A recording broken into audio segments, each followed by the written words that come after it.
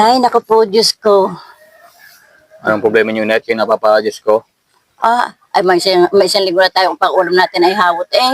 Ikaw ba hindi nananawang hawot na ating pang-ulam? Ba, di nagsasawa din. Sino ka hindi magkasawa ng laing hawot ng pang-ulam? Kaya lang yan ang gagawa natin kung laing hawot nating nadidelay siya. Pero kung gusto nyo iulam, Parang naisip ko eh, parang masarap magtinula ng manok. Kaya lang, wala tayong manok. Ay, ikaw ga, anong gusto mong pang-ulam? gusto ko rin magtinula ng manok. Wala naman yata yung manok. Pero ako'y may alam na manok. Kaso lang ang problema, baka kayo magalit sa akin at pag kinuha ko, hindi naman natin yun. Baka kayo magalit pag kinuha ko. Pagkagalito wala tayong maulam eh, atin ang kuhanin. Ayos lang sa inyo, ating kuharin, tayo di Oo, atin. atin ang kuhanin. Kasi ako kayong lagayan at ating kukuharin na. Ayos na ito, lalagyan ito. Ito. Yan, ayos na, tara. Oh, tara.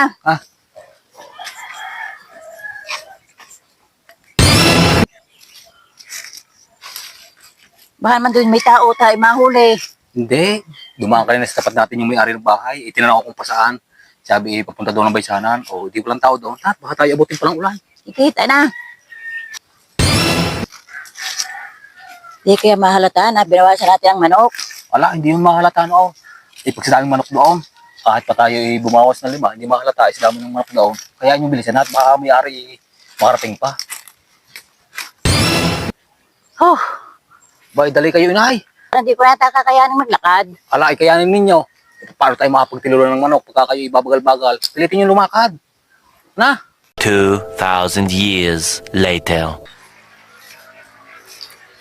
Noel, pagod na ako. Hindi ko na kaya lumakad. Bay, kaunting tiis lang, inay. Tayo na doon na. Ilang hakbang dala tayo na doon na. Siya ka tayo kukuha ng manok. Hindi doon sa mga tiyo. Nako, pagkakalayo naman pala. Hindi ko na kaya lumakad. Ayain ang hawot ang pang-ulam.